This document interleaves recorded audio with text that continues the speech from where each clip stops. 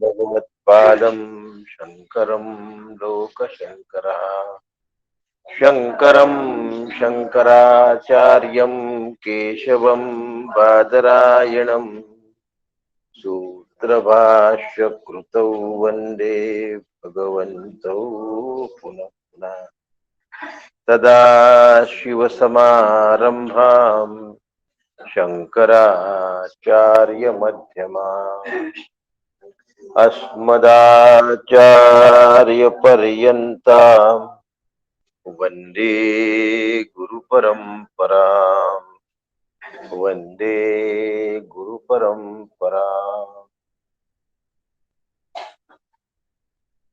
ॐ पूर्णमदः पूर्णमिदं पूर्णात् पूर्णमुदच्यते पूर्णस्य पूर्णमादाय पूर्णमेवावशिष्यते ॐ शान्ति शान्ति शान्तिः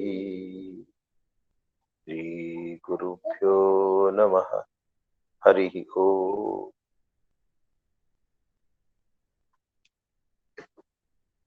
परमपूज्य डॉक्टर काकांना वंदन, परमपूज्य मंदाताईंना वंदन, आपण आज सगळ्या श्रोत्यांना नमस्कार करतो आणि आजच्या मंत्राला प्रारंभ करूया। अनेजदेकं मनसो जवीयो नैनदेव आपनुवन पूर्वमर्षत तद्धावतो ज्ञान अत्येति तिष्ठत तस्मिन्नपो मातरिश्वा दधाती। आदरणीय नीलाताईंसारखा शुद्ध उच्चारण मला जमत नसेल यात काही शंका नाही, तरीही मी माझा प्रयत्न करत असतो आणि या प्रयत्नात आपण काल एक बघितलं होतं की मनुष्याचा जन्म मिळाल्यानंतर माणसाने मोक्षाला चुकू नये। काय सुरू आहे? मनुष्याचा जन्म मिळाल्यानंतर मोक्ष चुकता कामा नये।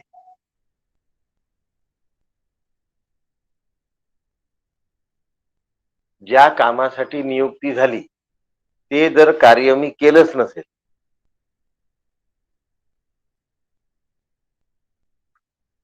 तर माझी पुन्हा नियुक्ती होईल का हो त्या कामासाठी? कोणीतरी करेल का? आपल्याला एखादं काम नेमून दिलं, ते काम आपण केलंच नाही, पुन्हा तेच काम कोणी आपल्याला देईल का?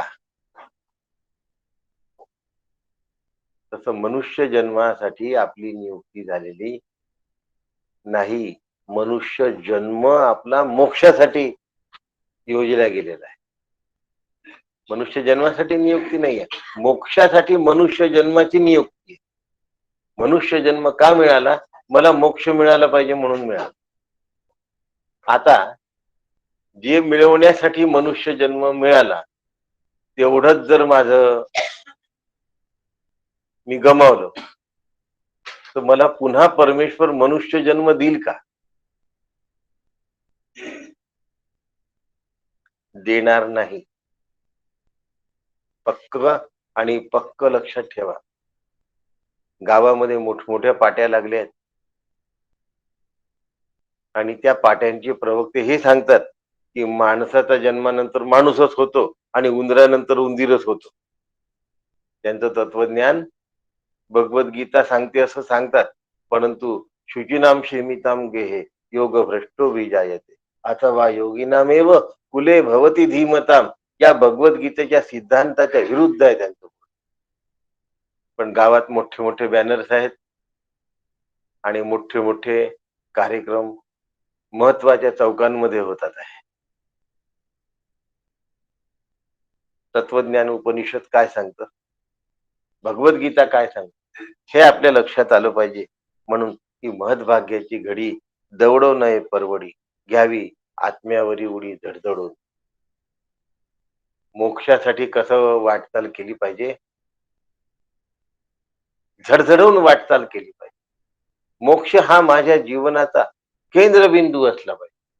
माझी प्रत्येक हालचाल मोक्षाला अनुकूल असली पाहिजे. माझ्या प्रत्येक विचार हा मोक्ष सापेक्ष असला आणि माझ्या जीवनातलं प्रत्येक पाऊल हे मोक्षाच्या दिशेने असलं. करतो का हो विचार आम्ही असा?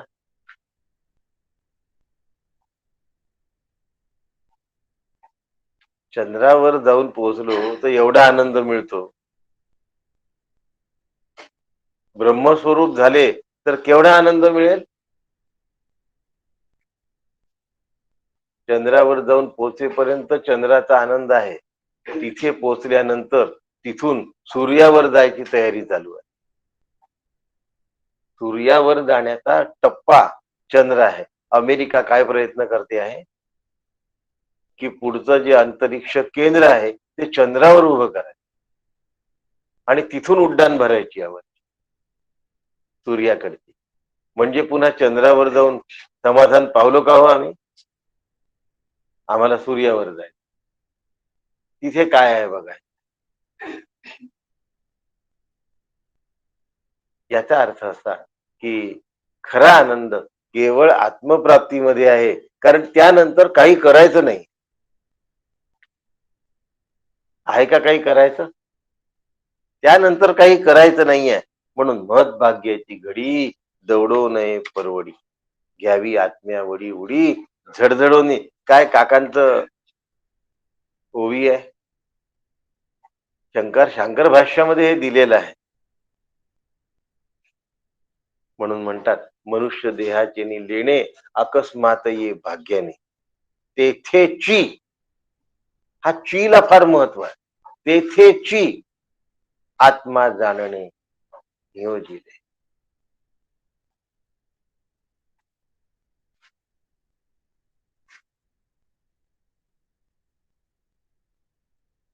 आत्मा कुठे जाण्याचा आहे?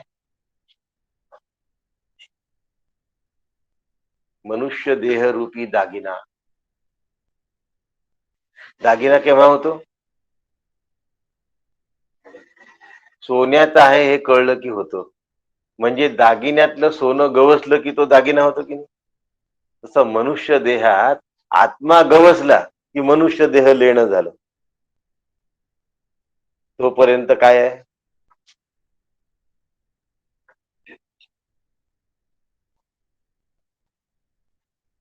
तोपर्यंत टाकून द्या. तोपर्यंत विचार करणार नाही. आणि मनुष्य देहाची लेणे अकस्मात ये भाग्याने, सुख आणि दुःख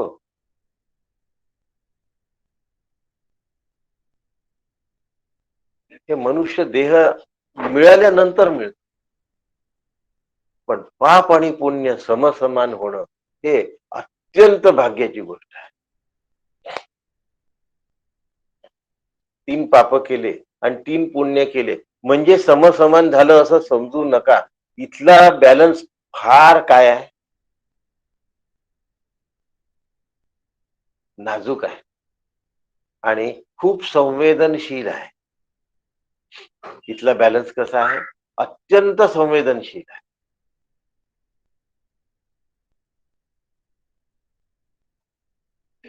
3ला 3 असा ठोक नाही आहे.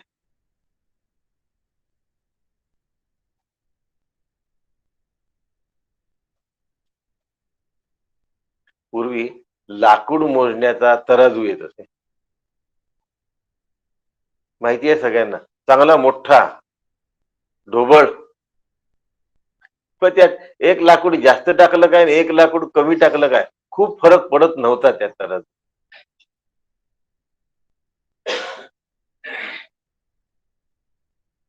सोनाराच्या तराजू चालते का हो असं?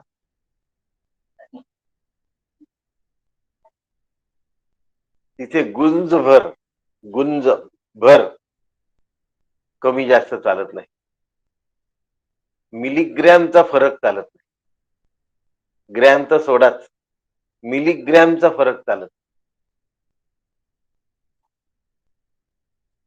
त्याच्यापेक्षा भगवंताचा तराजू कसा आहे? जास्त नाजूक आहे आणि परफेक्ट आहे.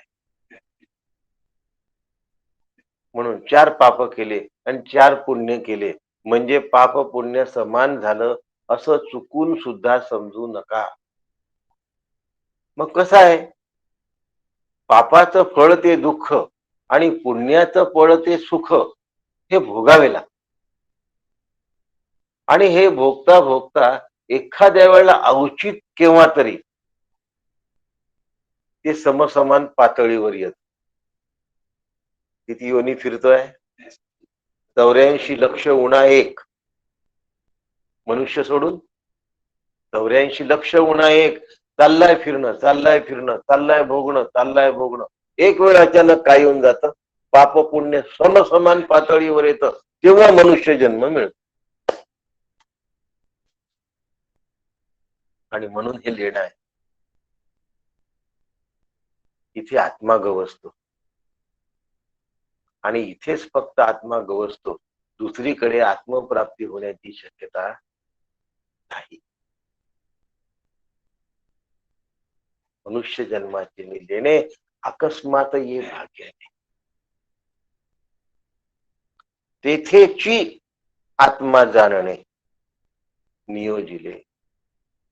म्हणून काकांची 52 आणि मला वाटतं 54 नंबरची ओवी या ठिकाणी थोडीशी उद्घृत करतोय. 53, 52 आणि 53 नंबरची ओवी काकांची उद्घृत केली आहे. ती ओवी उद्घृत नसती केली तर आम्हाला मनुष्य जन्माचं काही महत्व समजलं नाही. आता समजलं असं गृहीत धरू. खरंच सांगा, शिका, कमवा, जोडीदार मिळवा, मुलाबाळांना सांभाळा, मुलाबाळांना मोठं करा, त्यांचे जोडीदार शोधून द्या. एवढ्यासाठी आहे का मनुष्याचा जन्म? मग पशु पक्ष्यांचा जन्म काय करतो? हेच करतो. मग पशु पक्ष्यांव्यतिरिक्त काहीतरी मनुष्य देह मिळाला म्हणून करण्यासारखं आहे ना. पशु पक्ष्यांपेक्षा अधिक आपल्याला सांगायची गरज नाही मी काय म्हणतोय. मग आपल्याला अधिक काहीतरी केलं पाहिजे की. पशु पक्ष्यांपेक्षा तेही संसार थाटतात, त्यांनाही मुलं बाळ होतात, त्यांचीही मुलं बाळ मोठे होतात. मग एवढंच इतिश्री आहे का जीवनात, की मनुष्याला काही वेगळं दिलेलं आहे आणि ते आहे तेथेची आत्मा जाणणे. तेथेची आत्मा जाणणे नियोजिले, त्याला नियोजन असं.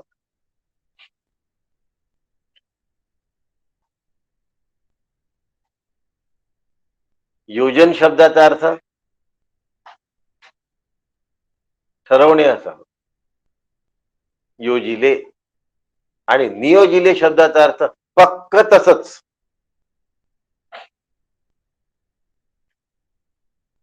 माझ्या मनात विचार आला, नियोजन आणि नियोजन मधला फरक सांगतोय. येतात विचार, कोणाच्या मनात येत नाहीत. काय विचार आला, की रशियाचं चंद्रयान लुना 25 उतरायच्या एक दिवस आधी आपलं उतरलं तर काय हरकत आहे? काय हरकत आहे एक दिवस आधी उतरवलं तर? नाहीतरी 25 किलोमीटर वरून तो गिरक्या मारूनच राहिला. प्रदक्षिणा म्हणणार नाही मी, गिरक्या म्हणेन. अंतःकरण ओतून स्वरूपाचं चिंतन करून सगुणाच्या भोवती निर्गुणाच्या दिशेने केलेली वाटचाल याला प्रदक्षिणा म्हणतात. स्वरूपाकारतेचा विचार न करता केलेली प्रदक्षिणा याला गिरकी म्हणतात. चंद्रयान काय करताय? फिरताय भोवती, गिरक्या घेताय चंद्राच्या भोवती.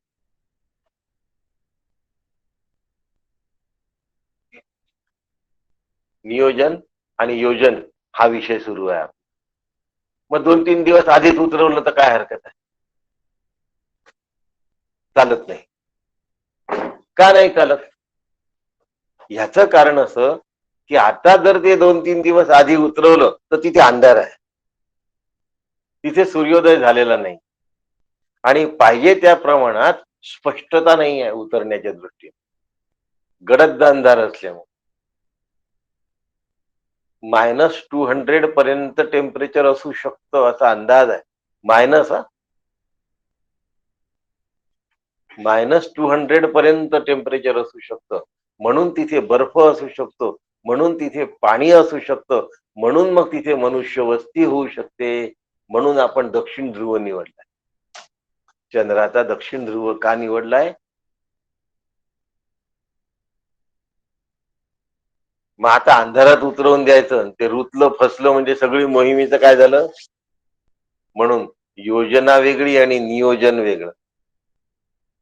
ते जरी 2 दिवस लुना 25 आधी येणार असलं तरी आपण ठरल्या वेळेलाच उतरायचं. नियोजन. वेळ आधी करून चालणार नाही. वेळ आली तर उशिरा करावं लागेल, की पाहिजे त्या प्रमाणात पृष्ठभूमी जर मिळाली नाही तर 27 तारखेला उतरवू हा एक ऑप्शन आहे. आज 23 तारीख. 23 तारखेला जर हे जुळलं नाही तर 27 ला उतरवू अशी पण बातमी आहे. आणि त्याला 10 किलोमीटर वर्ग परीघ दिलेला आहे उतरायचा. मागच्या वेळेला किती होता? 500 मीटर दिला होता मागच्या वेळेला. 500 मीटर म्हणजे साधारण 1700 फूट, स्क्वेअर फूट एवढ्या जागेत त्याला उतरायचं मागच्या वेळेला दिलं होतं. या वेळेला 10 किलोमीटर एरियामध्ये तो उतरू शकतो. 10 किलोमीटर म्हणजे कुठे खास कळगे असतील, दगड असतील, उंच सकल भाग असेल तर थोडस बाजूला हो, अजून इकडे बाजूला हो, अजून तिकडे बाजूला हो. ते काही असं सुदभर बाजूला होणार नाही, त्याला गती आहे. त्याच्या गतीच्या पण अडचणी आहेत. गतीविषयी बोलणार आहे आपण. गतीच्या अडचणी कशा आहेत? त्याची सगळी गती जरी आपण कंट्रोल केली पूर्ण, इंजिनही बंद ठेवून दिलं तरी त्याचं जे वजन आहे त्या वजनाने तो चंद्रावर पडणार. लक्षात ठेवा. Acceleration into weight is equal to velocity. तो जो खाली पडेल तो चंद्राच्या गुरुत्वाकर्षणाने खाली म्हणजे चंद्रावर खाली, तेव्हा ऍक्सेलरेशन इंटू वेट व्हेलॉसिटी त्या पद्धतीने तो खाली पडणार. म्हणजे तो तसाही आदळणार इंजिन पडल्यानं, बंद केलं तरी. कल्पना करा, त्याला तिथे गतिमानता थांबवून उतरवायचा आहे. आणि म्हणून पृष्ठभूमी कशी असली पाहिजे तिची निवड, त्याच्या गतीची निवड, ती जागा अचूक झाली पाहिजे, ते तिथेच आलं पाहिजे. एवढ्या सगळ्या गोष्टी सांभाळायच्या. सेकंदाला काही 1000 किलोमीटर धावणार, त्याला एकदम गतिशून्यतेत आणून उतरवायचं आहे, साधी गोष्ट नाही. आणि एवढं झाल्यानंतर त्याचा आनंद पुन्हा सूर्यावर जायचं बात शिल्लकच राहते.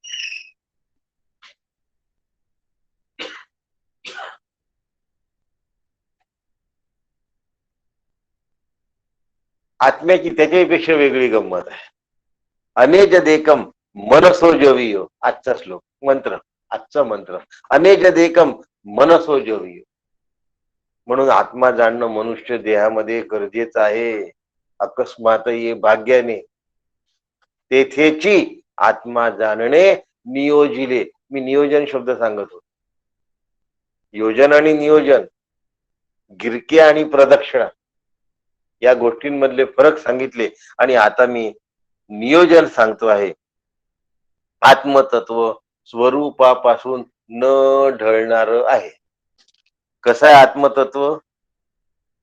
स्वरूपापासून न ढळणार आहे. म्हणजे कसं आहे? अकंप्य. पर्वत कसा असतो? माझ्याकडे बघा, लक्ष द्या. पर्वत कसा असतो? एका जागी स्थिर असतो की नाही? ढळतो का? ढळत नाही. एका जागी पहाड स्थिर असतो. तसा आत्मा एका जागी स्थिर आहे. अनेजदेकम मनसो जवियो, पण मनापेक्षा जास्त गतिमान आहे. आता आली मुश्किल. काय सुरू झालं? एका जागी स्थिर आहे आणि मनापेक्षा गतिमान आहे. अहो, तुमचा बोलत बोल नाही हो. तुम्ही काय सांगून राहिले? आत्मा गतिमान आहे मनापेक्षाही, आत्मा स्थिर आहे पर्वतापेक्षा. आणि मग दाखवा आम्हाला हे कसं आहे, हे आम्हाला दाखवा. त्याचं उत्तर आहे नैन देवा आपनुवन पूर्वमर्षत. तो इंद्रिय गम्य नाही, कारण इंद्रिय निर्माण होण्याच्या आधी त्याची निर्मिती झाली. आता निर्मिती झाली आहे म्हणावं का हो? तो इंद्रिय निर्माण होण्याच्या आधीपासून आहे असं म्हणतो. वडील मुलाच्या आधीपासून आहेत, म्हणून वडिलाचं बारसं मुलाला बघता येत नाही. आता आत्मा इंद्रिय निर्माण होण्याच्या आधीपासून आहे, म्हणून इंद्रियांना आत्मा बघता येणार नाही. मग आता पुढे तद्धावतो अन्यानत्येति तिष्ठत. तो स्थिर असूनही गतिमान पदार्थांना मागे टाकतो. तस्मिन्नपो मातरिश्व दधाती. वायू सर्व प्राण्यांच्या प्रवृत्तीचे संचलन त्याच्या सत्तेमध्ये करतो. आता याचं सगळं स्पष्टीकरण बघू. आत्म्याचं स्वरूप सांगणं चालू झालं. कसं आहे? अचंबित करणार आहे. बुद्धिगम्य नाही तरी ते सांगायचं आहे.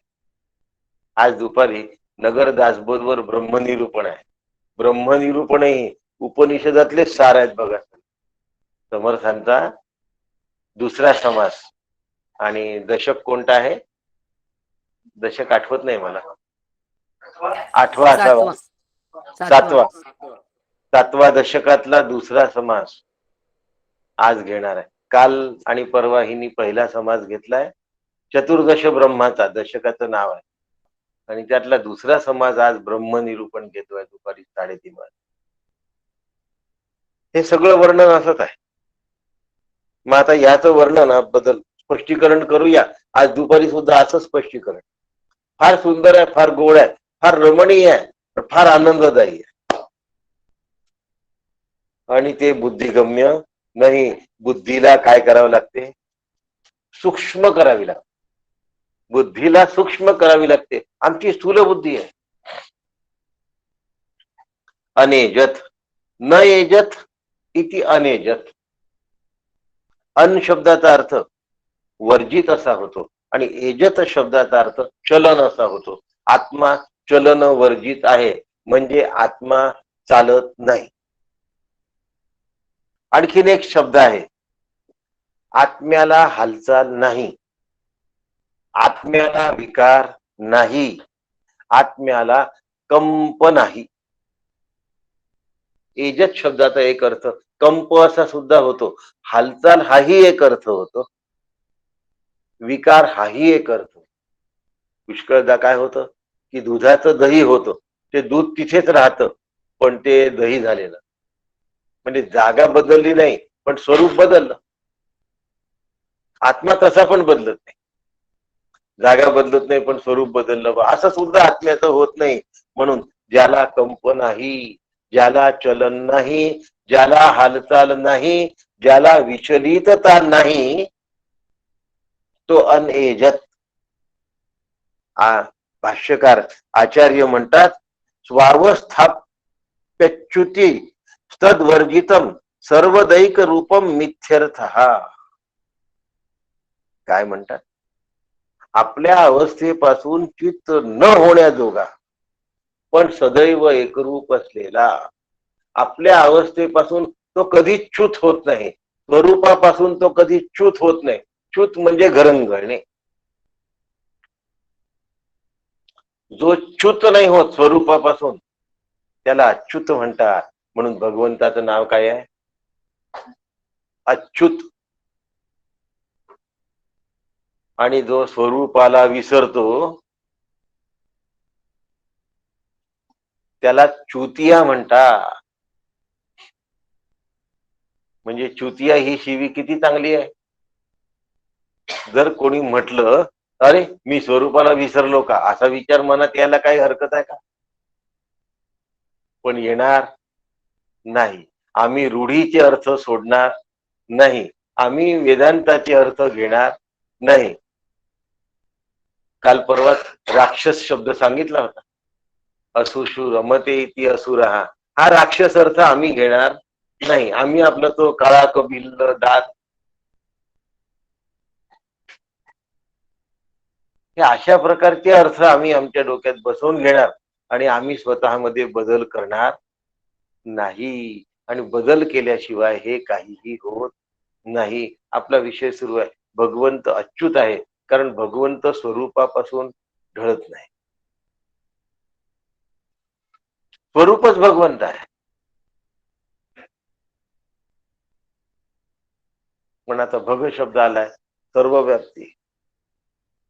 आणि म्हणून आता च्युत होण्यासाठी एका स्थानापासून दुसऱ्या स्थानी जावं लागेल की नाही हो. कंप निर्माण होण्यासाठी एका अवस्थेतून दुसऱ्या अवस्थेत जावं लागेल की नाही हो. स्थान झालं, अवस्था झालं. एक स्थितीतून दुसऱ्या स्थितीत जावं लागेल की नाही हो. ॲनिमेटेड फिल्म असं एक शब्द आहे, माहिती असेल तो. कार्टून्स बनवतात तसे. कसं असतं, हा हात इथे असतो, याचा फोटो काढला जातो. त्यानंतर या हाताला इथे घेतल्यानंतर मग फोटो काढला जातो. मग अगदी इथे घेतल्यानंतर फोटो काढला जातो. इथे घेतल्यानंतर फोटो काढला जातो. आणि असे सगळे इथून इथपर्यंत हाताचे फोटो काढून ते एकात एक भरभर भरभर दाखवतात. त्यामुळे हात इथून वर उचलल्यासारखा दिसतो. म्हणजे फोटोमध्ये कंपन निर्माण केल्या जातात. फोटो स्थिर असतो, पण हा तो करता करता कंपन निर्माण केल्या जातात आणि मग इथला असलेला हात वर गेल्यासारखा दिसतो. आता हात तिथेच आहे, पण काय करण्यात आलं, त्याच्या मागचा जो पडदा आहे तो भरभर भरभर भरभर फिरवला गेला. त्याच्यामुळे हा हात हलतोय. कार जागेवरच असते, पण मागचा सीन अतिशय बदलता असतो. त्या बदलत्या सीनमुळे कार चालते आहे असं वाटतं. वास्तविक ती चालते आहे का सिनेमातली, बर का. आता इतकी टेक्नॉलॉजी बदलली की आता चालत्या कारचे पण फोटो घेतले जातात. पण या ॲनिमेटेड फिल्म्स मध्ये अशा प्रकारे फिल्म्स तयार केल्या जात असत की तो अचल असूनही चलायमान दाखवत असत. आपल्याला सांगायचं आहे आत्मा अचल आहे तरीही तो चलायमान भासतो. ॲनिमेटेड फिल्म कशासाठी सांगतोय, हे समजावून सांगण्यासाठी सांगतोय. सूक्ष्माती सूक्ष्म असा अत्यंत सूक्ष्म जो आत्मा आहे त्याला शोधण्यासाठी सूक्ष्म साधनाचीच गरज आहे. आणि ते साधनही सूक्ष्माती सूक्ष्म लागणार. आपली बुद्धी जरी ज्ञानाची साधन असली तरी सुद्धा ती विषय आणि इंद्रिय यांनाच जाणू शकते. ती जड वस्तूला जाणत असल्यामुळे बुद्धी सुद्धा अचेतन जड आहे. त्यामुळे बुद्धीला आत्मा कळण्याची शक्यता नाही. आली आता मुश्किल. आम्हाला हे सहन होत नाही. अंतर्मुख होऊन इंद्रियांना विषयात भटकण्यापासून परावृत्त करून आत वळवणे अत्यंत गरजेचे आहे.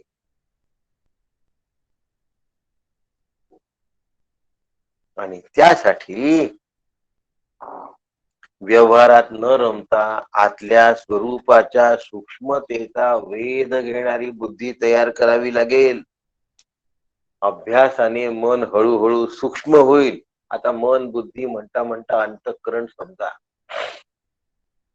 आणि मग ते स्वरूपाचा वेध घेणार ठरेल. ज्या दिवशी स्वरूपाची सावली त्याला कळेल त्या दिवशी त्या मनाचा पूर्णपणे काय झाला पाहिजे, लोप झाला पाहिजे. तेव्हा स्वरूप कळणार आहे. मनाने किंवा बुद्धीने स्वरूप कळणार नाही. सूक्ष्म सूक्ष्म सूक्ष्माती सूक्ष्म सूक्ष्माती सूक्ष्म असं आत खोल खोल खोल खोल खोल खोल नेऊन ठेवलं की एक वेळ मनाचा पूर्णपणे निराश झाला तर आत्मा सापडण्याची शक्यता आहे. शक्यता सापडण्याची काय, आता ह्या सगळे शब्दप्रयोग करण्याशिवाय पर्याय नाहीये. मायेक वस्तू मायेमुळे एकाच ठिकाणी असते. म्हणून माईक वस्तू देश काल वस्तू परिच्छिन्न असते.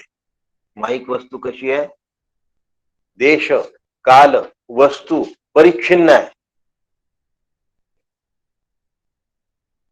आत्मा देश काल वस्तू अपरिच्छिन्न आहे. म्हणजे देश परत्वे, काल परत्वे, वस्तू परत्वे आत्म्यामध्ये भेद होत नाही. म्हणजे काय, ताजमहाल आग्र्यामध्ये आहे, यवतमाळात नाही.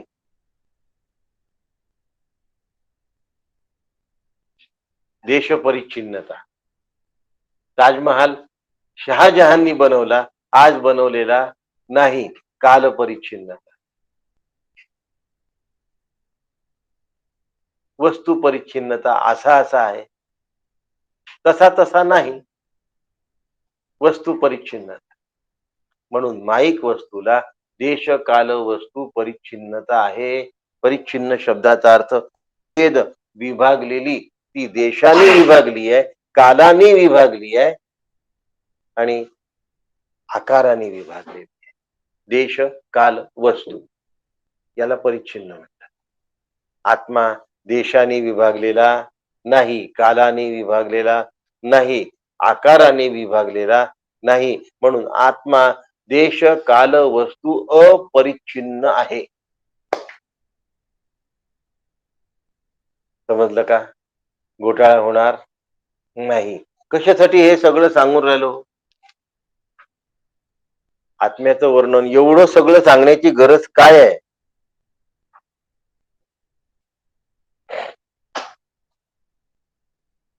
आपण ससा आणि कासवाची शर्यत पाहिली आहे. श्लोक मंत्र झाला नाही पूर्ण तरी चालेल, पण पूर्ण समजला पाहिजे.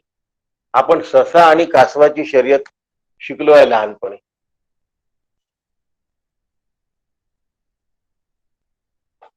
मी तुम्हाला गोष्ट नाही सांगणार, गोष्ट सगळ्यांनाच पाठ आहे. सस्याच्या अहंकाराने ससा फसला हे सगळ्यांना माहिती आहे.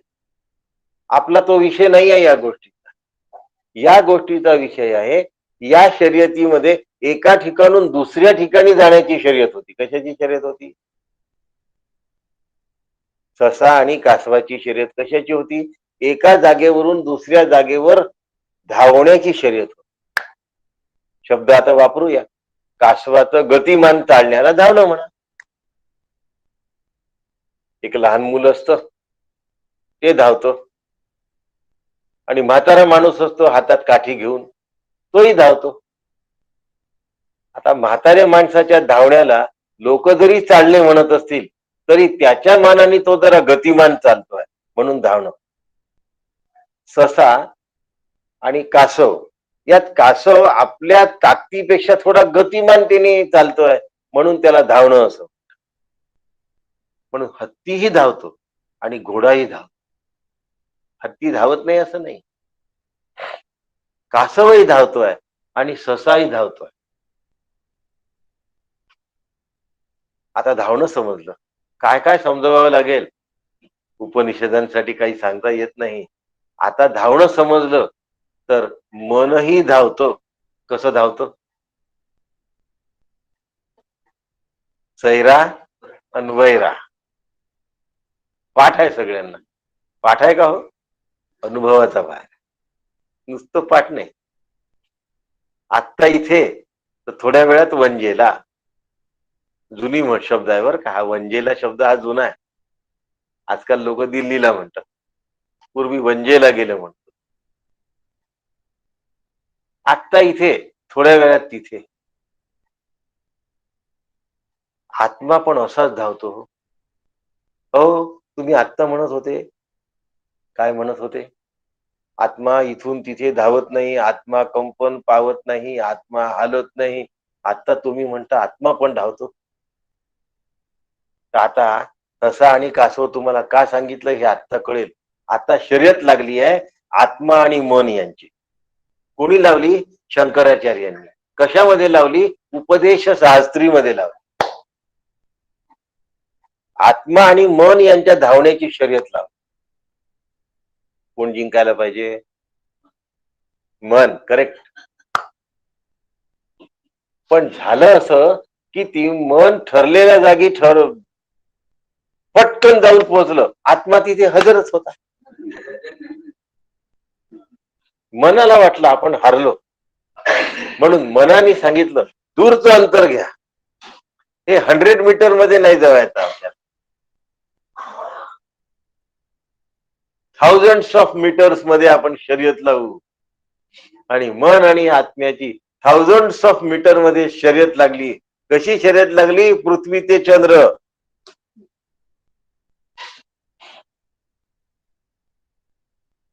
तिथेही पहिले आत्माच पोचला.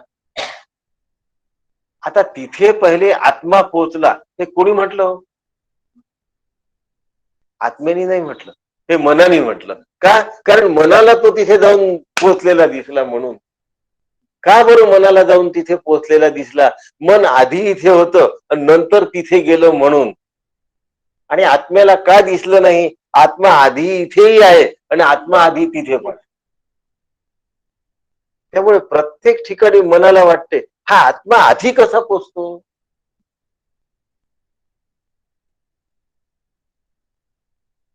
एक उदाहरण देऊया. समुद्राच्या काठावरच्या पाण्याला मी शर्यत लावली की मध्यापर्यंत आधी कोण जाईल, आणि मी बसलो चांगला वेगवान नावेत बसलो. त्या वेगवान नावेचं नाव मन आहे. आणि वेगवान नावेत बसून समुद्राच्या मध्यावर गेलो आणि पाहतो तर पाणी तयारच आहे. मग हे काठावर असताना सुद्धा मी एवढ्या वेगाने जाऊन मध्यावर पाणी कसं? म्हणून पुन्हा समुद्राची शर्यत लावली, या काठावरून त्या काठावर. हे मध्या विद्यावर नाही, मी अजून वेगाने धावतो. मग आता मी मनरूपी मी आणखीन वेगाने धावलो, त्या काठावरही पाणीच समुद्रात. मग मनाला प्रश्न पडला की मी एवढ्या वेगात जाऊन पाणी इथेही पण आहे, पाणी तिथेही पण आहे, आत्मा इथे पण आहे आणि आत्मा तिथे पण आहे. आत्मा किती वेगाने धावला? अरे तो धावलाच नाही, तो आहेच. कारण तो अकंपी आहे. तो अच्युत आहे, तो अचल आहे. तो एका ठिकाणी दुसऱ्या ठिकाणी नावाची वस्तू नाही, त्याच्यासाठी ठिकाण नाही, म्हणून तो देश अपरिच्छिन्न आहे. त्याच्यासाठी आत्ता आणि नंतर नाही, म्हणून तो काल अपरिच्छिन्न आहे. त्याच्यासाठी धावणं आणि न धावणं नाही, म्हणून तो वस्तू अपरिच्छिन्न आहे. म्हणून आत्मा देश काल वस्तू अपरिच्छिन्न आहे. काय माहिती, मला समर्थच आठवतात आहे. फुटे ना तुटे ना चळे ना ढळे ना सदा संचले. इथेच थांबायचं, पुढचं नाही. कारण मी पणे आकळे ना. आत्मा समजत का नाही आहे? तो विषय इथे नाही आहे. आम्हाला काय वाटतं की हा कंपायमान नाही आणि हा इथून तिथे पण आहे. म्हणून फुटे ना तुटे ना चळे ना ढळे ना, आपण चळे ना ढळे ना घेऊ याच्यातलं आणि सदा संचेले घेऊ. आणि म्हणून आत्मा स्वरूपी स्थिर की तोची असे चराचर. आत्मा स्वरूपात तर स्थिर आहेत, पण चर आणि अचर सगळ्यांमध्येही तोच आहे. आता जर तो सगळ्यांमध्ये आहे तर ढळण्या नसे अवसर, सर्वव्यापी. तुम्हाला एक प्रश्न विचारतो. आपण सगळे इथे भैयाच्या घरी ऐकण्यासाठी जमलेलो आहोत. इथून आपण आपल्या घरी जाणार. इथली जमीन आपल्या घरी गेली का हो? इथली जमीन ढळून खचून आपल्या घरी गेली का? नाही गेली ना. म्हणजे इथे जी जमीन आहे तीच जमीन आपल्या घरी पण आहे, तीच जमीन पुण्यामध्ये पण आहे, तीच जमीन कोल्हापुरामध्ये पण आहे, तीच जमीन सगळ्या पृथ्वीवर आहे. पुन्हा तुम्ही म्हणाल सगळ्या पृथ्वीवर जमीन कशी? समुद्राच्या खाली काय आहे हो? तळाशी आहे ना. तर दिसली म्हणजे आहे हे काढून टाका, जरा सूक्ष्म विचार करणं सुरू करा. खरं की नाही? नाही तर तुम्ही म्हणाल 2/3 पाणी आहे. अरे बाबा, त्याच्या खाली जमीन आहे ना.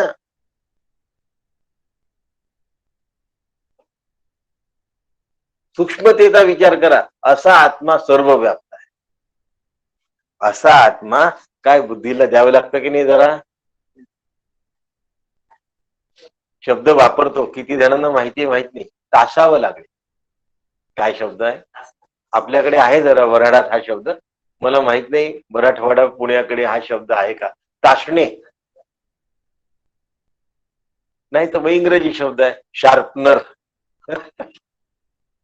काय करायची तिला? तासायची. त्या पेन्सिलीला तासलं कि मग आतमधली काय निघते? कार्बनची रिफिल निघते आणि मग त्यावेळेला ती पेन्सिल उमटते. हा हा, तलाशना, तरासना, हीरे को तरासना, हीरे को तरासना, तरासने के बाद वो हीरा है ये समझ में आ जाता. पैलू पाडणे.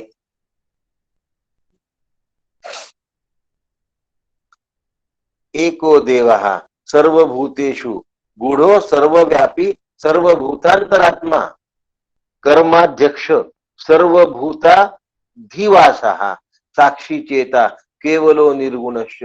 श्वेताश्वेतर उपनिषद काय म्हणतात आहे? एको देवा सर्वभूतेषु गूढो सर्वव्यापी सर्वभूतांतरात्मा कर्माध्यक्ष सर्वभूताधिवासः साक्षी चेता केवलो निर्गुणश्च. श्वेताश्वेतर उपनिषद काय सांगते श्वेताश्वेतर? सर्व चराचरात एकच आत्मतत्व सामावल्या असल्यामुळे त्याला ढळण्याचा प्रश्न उद्भवत नाही. इथेही जमीन आहे, आपल्या घरी जमीन आहे, पुण्यातही जमीन आहे, मुंबईतही जमीन आहे, कोल्हापुरातही जमीन आहे, म्हणून जमीन ढळलेली नाही. मग मन इथून तिथे जरी गेलं तरी त्याला जमीन सापडणारच आहे. पहिले कोण जिंकेल? जमीनच जिंकेल. मन कसं जिंकेल? म्हणून म्हणतात उपद्रष्टानुमंताच भरता भोगता महेश्वरा. तो सगळ्यांच्या अंतरंगात आहे, पण कसा आहे? त्या उपाधीपासून अलिप्त आहे. सगळ्यांच्या अंतरंगात आहे पण उपाधीपासून अलिप्त आहे, वेगळा आहे, दूर आहे. जड, वनस्पती, जीव यांच्यात तो जरी भरलेला आहे तरीही तो निरवयव आहे. म्हणजे जडाचा अवयव तो नाही, म्हणजे झाडाचा फांद्या तो नाही, आपले हातपाय तो नाही. आहे भरलेला पण तो म्हणजे हातपाय नाही. हातपाय तोडले तरी तो आहे. म्हणून जडाचे तो अवयव नाही तरीही तो अखंड आहे. खंड कोणी पडतात? अवयवामुळे खंड पडतात. कळतंय का? माझ्या चेहऱ्यावर डोळा आहे पण गालावर डोळा नाही आहे ना. गालावर डोळा आहे का? म्हणजे डोळा खंडित आहे, गालावर नाही, हातावर नाही. पण आत्मा इथे नाही आणि तिथे आहे असं नाही, म्हणून तो अखंड आहे. एकम तच्चैक सर्वभूतेषु. काय म्हणतात भाष्यकार आचार्य, काय म्हणतात? एकम तच्चैक सर्वभूतेषु. तो एकटाच सगळ्या भूतांमध्ये आहे. म्हणजे आत्मा सगळ्यांमध्ये सामावलेला आहे. आत्म्यात खंड नाही, अवयवात खंड आहे. हात पायापासून वेगळे आहेत, हात पाय डोळ्यापासून वेगळे आहेत, डोळ्या डोक्यापासून वेगळं आहे. पण यांच्यामध्ये असलेला आत्मा कुणाही पासून वेगळा नाही, कारण तो अवयवात असून सुद्धा अवयवापासून दूर नाही. नाही आवडलं का? जरा रुचायला कठीण आहे. अवयवात असून सुद्धा अवयवी पासून अवयवी नाही आहेत. हा शब्द चांगला आहे, जरा व्याकरण समजून घ्या तर समजेल चांगला. अवयवांमध्ये तो आहे, पण तो अवयवी नाहीये. म्हणजे तो हातपाय नाक कान डोळे नाही, पण त्यामधलं चैतन्य तो आहे. हातपाय नाक कान डोळ्यामधला आत्मा चैतन्य रूप आत्मा आहे. कठीण झालं की सोपं झालं? एकम तच्चैक सर्वभूतेषु. तो एकच आहे. तच्चैक, तो एकच आहे. सर्व भूतेषु, सगळ्या भूतांमध्ये जरी तो वेगवेगळा दिसत असला तरी तो एकच आहे. कळतंय का? झाडामध्ये तोच आहे, बैलामध्ये तोच आहे, सर्पामध्ये तोच आहे, हत्तीमध्ये तोच आहे, मनुष्यामध्येही तोच आहे, मूर्खामध्येही तोच आहे, विद्वानामध्ये तोच आहे, श्रीमंतामध्ये, गरीबामध्ये, उंचामध्ये, ठेंगणामध्ये, रूपांमध्ये, अरूपमध्ये, सगळ्यांमध्ये तोच आहे. जई आत्म्यासी नसे उपाधी, तई तो स्थिर निरवधी. जई आत्म्याशी नसे उपाधी, तई तो स्थिर निरवधी. कसा आहे आत्मा? स्थिर आहे आणि निरवधी आहे, कुठेही जागा नाही. थोडीशी जागा सुटली आहे बा. कथम विरुद्धम उच्यते. मग आचार्य म्हणतात की मग तो विरुद्ध कसा आहे? कसा आहे? चलही आहे आणि अचलही आहे. हे विरुद्ध कसं आहे याच्यामध्ये सांगा म्हणतात.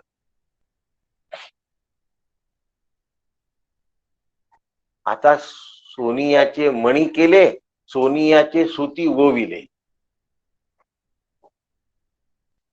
मणी कशाचे? सूत कशाचं?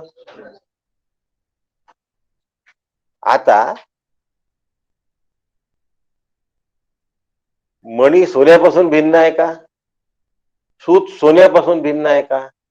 मणी आणि सूत सोन्यापासून भिन्न आहे का? मण्यामध्येही सोनं, सुतामध्येही सोनं, वनस्पतीमध्येही आत्मा, मनुष्यामध्येही आत्मा. आता सूताचा आकार वेगळा आहे, मण्याचा आकार वेगळा आहे. सूताचा प्रकार वेगळा आहे, मण्याचा प्रकार वेगळा आहे. सूत खाली टाकल्याबरोबर एकाच जागेवर पडून जाते सोन्याचं, आणि मणी खाली टाकल्याबरोबर घरंगळत निघून जातो. दोघांच्या प्रकृतीत फरक पडला, पण सोनेपणात फरक पडलेला नाही. म्हणून दास आणि मनुष्य यांच्या आत्मपणात जरा सुद्धा फरक पडतय का?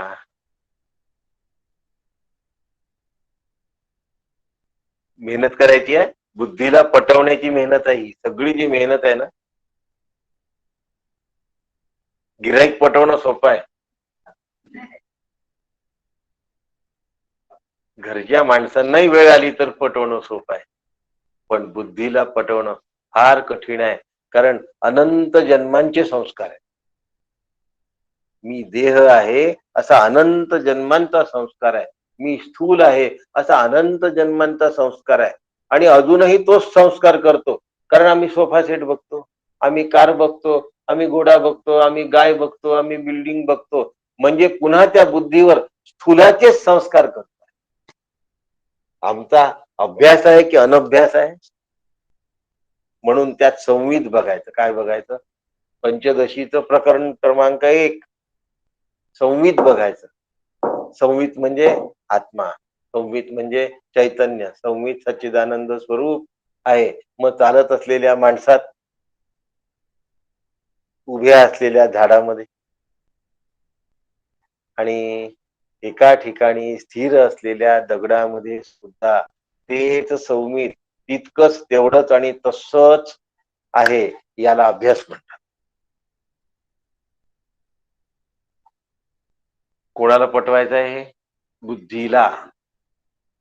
बुद्धीचा हा निश्चय होईपर्यंत सतत बुद्धीवर भडीमार कशाचा करायचा? अरे आत्मतत्व स्थिर आहे म्हणजे ध्रुव आहे. नाही अध्रुवेन प्राप्यतेही ध्रुवम तत् कठोपनिषद. अध्रुव म्हणजे चंचल, अस्थिर गोष्टींनी स्थिर तत्व प्राप्त केल्या जाऊ शकत नाही. म्हणून आत्मा कुटस्थ आहे. आता कुटस्थचा एक वेगळा अर्थ आज तुम्हाला सांगणार. कुटवत अकंपतया तिष्ठती इति कुटस्थः. आतापर्यंत कुटस्थ म्हणजे ऐरण एवढाच अर्थ आपण घेतलेला आहे. आता अकंपया तिष्ठती कोण म्हणताय? शंकराचार्य म्हणतात आहे. ती जी ऐरण आहे ती कंपायमान होत नाही. तिच्यावर दागिन्याला आकार देत असताना ऐरणीचा आकार बदलला असं पाहिला का तुम्ही कधी? खूप वर्ष झाले ठोक ठोक ठोक ठोक करून शिंगासारखी असते ती ऐरण. आपण फक्त चित्रातच पाहिले आहे ऐ ऐरणीचा. आजकाल आता ऐ पण गेला कारण एबीसीडी आली. परंतु अकंपतया तिष्ठती इति कुटस्थः. म्हणून आजचा ब्रह्मनिरूपण समासात मजा आहे खूप, पण तो 2च दिवसात सांगायचा आहे. किती दिवसात सांगायचा आहे? 2च दिवसात, आज आणि उद्यामध्ये तो सांगायचा आहे. असो, जी काही आपल्याला मर्यादा दिलेली आहे त्या मर्यादेत सांगितलं पाहिजे. मग आता आत्म्यात कुटस्थाचं जे वर्णन आहे, कुटवत अकंपतया हा एक शब्द ऍड झाला. आता काय ऍड झाला? आतापर्यंत कूट शब्दाचा अर्थ शरीर असा होता आणि शरीरामध्ये जे राहतं त्याला कुटस्थ असं म्हणतात. असा आतापर्यंत आपण अर्थ सांगितला. आता आचार्य अकंपतया शब्द वापरतात कारण या श्लोकामध्ये त्याला वर्णन करायचं आहे की ती ऐरण कंपायमान होत नाही, तसा आत्मा कंपायमान होत नाही. मग आता सगळ्या शरीरात राहून तो अखंड आहे इथपर्यंत पटलं का हो? आता तुम्ही 2 जण बसले आहे, पराग आणि पंकज. तुमच्या दोघांमध्ये जी जागा आहे त्याच्यात पण आत्मा आहे. मी म्हटलं ना, पाण्याच्या तळाशी काय आहे? पृथ्वी आहे. इथपर्यंत समजायला सोपं आहे. पण आमच्या दोघांच्या मध्ये जी जागा आहे त्यात आत्मा आहे हे समजता आलं पाहिजे. कोणाला कळलं होतं? प्रल्हादाला. म्हणून तो काय म्हणला हिरण्यकश्यपूला? खंबात पण आहे. हिरण्यकश्यपूनी जर विचारलं असतं की खंबाच्या बाहेर आहे का, त्यांनी म्हणलं असतं बाहेर पण आहे. पुढचा मंत्र येणार आहे आपला आणि ज्यावेळी आपण पुढच्या मंत्रावर जाऊ त्यावेळेला आपल्याला हे कळेल की तो आतही आहे आणि तो बाहेर पण आहे. कोणता मंत्र आहे? तद्येयती तनियेजती तद्दूरे तद्वंतिके तदंतरस्य सर्वस्य तदु सर्वस्यास्य बाह्यता. तो आतही आहे आणि बाहेर. आता हे सगळं उपनिषद आहे बरं का. इथे असेच सूक्ष्म बुद्धीने विचार करावे लागतात. स्थूल कर्मठ बुद्धीने उपनिषद समज. म्हणून गैरहजर राहू नका आणि पूर्णमदः पूर्णमिदम पासून राहा. कारण की काय आहे? शांती मंत्र हा आशीर्वाद आहे. ऋषी मंत्र वेवलेंथ जुळण्याची व्यवस्था आहे. म्हणून नीलाताई जिथून उपनिषद म्हणतात तिथून हजर राहा, म्हणजे हे उपनिषदांचं आकलन पूर्णपणे होईल. आपला विषय आहे अकंप्य. आतापर्यंत 2 जणांच्या मधल्या जागेबद्दल बोललो. आता सर्व कर्माणी मनसा संन्यस्यास्ते सुखम वशी. नवद्वारे पुरे देही नैव कुर्वन काय पुढे न कारयन नैव कुर्यन आणि न कार्य कुठे आहे तो सर्व कर्माणी मनसा संन्यासशास्त्रे सुखम वची सगळं कर्म मनाने कर शरीराने कर सुखाने राहा कारण नवद्वारे पुरे नवद्वारांच्या पुरीमध्ये म्हणजे नगरीमध्ये कोण राहतोय देही राहतोय नवद्वाराच्या नगरीला काय म्हणतात देह म्हणतात त्या देहामध्ये राहणारा कोण आहे देही आहे आणि तो काय करतो नैव कुर्यन न कारयन तो करून काहीही करत कशी भाषा आहे सगळं करून सर्व कर्माणी मनसा म्हटलंय आधीपासून आणि नैव कुर्यन आणि न कारयन म्हणून म्हटलं सूक्ष्म बुद्धीची अतिशय गरज आहे उपनिषदांचा अभ्यास आहे या अभ्यासात ऐकायला जे लोक टिकतात ते पूर्वपुण्यानी भाग्यवान आहेत खरं सांग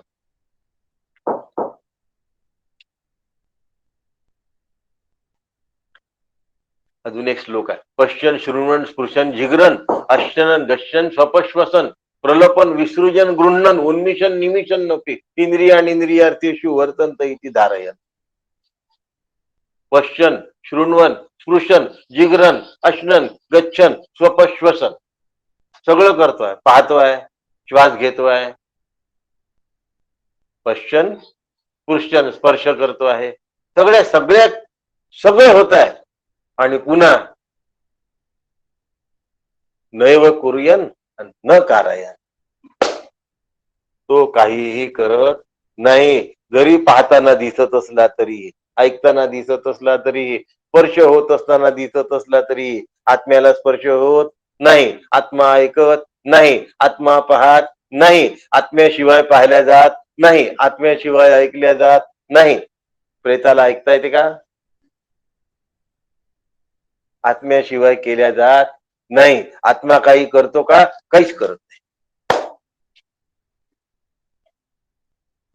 तुम्ही म्हणाल काहीतरी शाब्दिक काय आहे जगलरी जादूचे खेळ पण तसं नाही आहे समजून घ्या उगाच वेळ घालवत नाही आहे असं नाही आहे सूर्य उगवल्यानंतर सगळे व्यवहार होतात की नाही होत मग एखाद्याने अप्रतिम कार चालवली उजेड आल्यानंतर चालवली की नाही हो एखाद्याने दुसऱ्या कारला जाऊन धडक मारली उजेड आल्यानंतर झाली की नाही धडक मारल्याचं पाप सूर्याला लागते चांगलं चालवल्याचं पुण्य सूर्याला लागते का सांगा दोन्ही मग सूर्याने चालवली का ती हे पहा आता की नाही उजेडलाय आता चंद्रयान उतरणार मग ते चंद्रयानाचं उतरण्याचं पुण्य सूर्याकडे चाललं का उजेड आल्यामुळे उजेड आले येण्यासाठी थांबलोय ना आज अजूनही आपण चक्रा मारतोय संध्याकाळपर्यंत का बरं तिथे उजेड यायचा आहे म्हणून उजेड आल्यानंतर ते कार्यरत होणार मग उजेड आल्यानंतर कार्यरत झालं तर त्याचं श्रेय सूर्याकडे आलं का नाही कार्यरत झालं तर त्याचं अश्रेय सूर्याकडे आलं का नाही मग आपल्या सगळ्यांचे चलनवलन आणि व्यवहार दिवसात सुरू होतात ना उजेडल्यानंतर अंधारात बंद होऊन जातात मग उजेडल्यानंतर सुरू झाले त्याचं कर्तृत्व सूर्याकडे जाते का मग आता पश्चन शृण्वन स्पृशन जिग्रन अश्नन गच्छन स्वपश्वसन प्रलपन विसृजन गृह्णन उन्मिशन निमिशन नपी इंद्रियांशी होणारे सगळे जे व्यवहार आहे या व्यवहाराचा आत्म्याशी काही संबंध आहे का सूर्याच्या उदाहरणावरून असा मी अलिप्त आहे तद ये जती तन ये जती तो अचलही आहे आणि तो चालतोही आहे सगळं होतही आहे पण तो काही करतही नाही आहे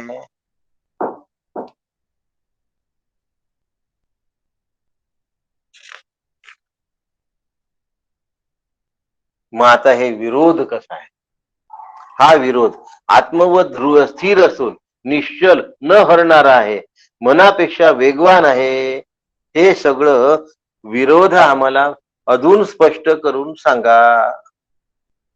मग आता या विरोधाचं थोडस स्पष्टीकरण आपण उद्या सकाळी बघूया.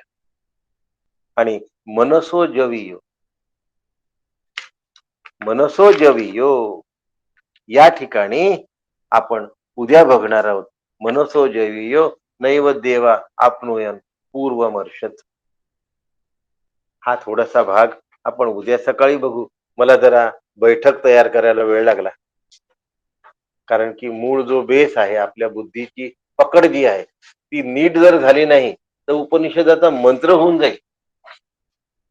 पण मग हे काय बा, काहीतरी इकडं नाही सांगितलं तिकडं नाही सांगितलं, असंही आहे तसंही आहे असं वाटलं तर मग फायदा काही होणार नाही. आपल्या जीवनासाठी याचा फायदा झाला पाहिजे, म्हणून राहिलेला भाग आपण उद्या सकाळला बघूया. उद्या गुरुवार आहे. उद्या आपण हा उपनिषदांचा मंत्र पूर्ण करूया आणि मग परवा शुक्रवारी भगवद्गीता राहील आहे. पुण्याच्या सौ लक्ष्मी संदीप पानट या भगवद्गीता घेतील आहे. आज सगळ्यांना नमस्कार करतो आणि थांबतो. उद्या उपनिषद आहे. राम कृष्ण हरी.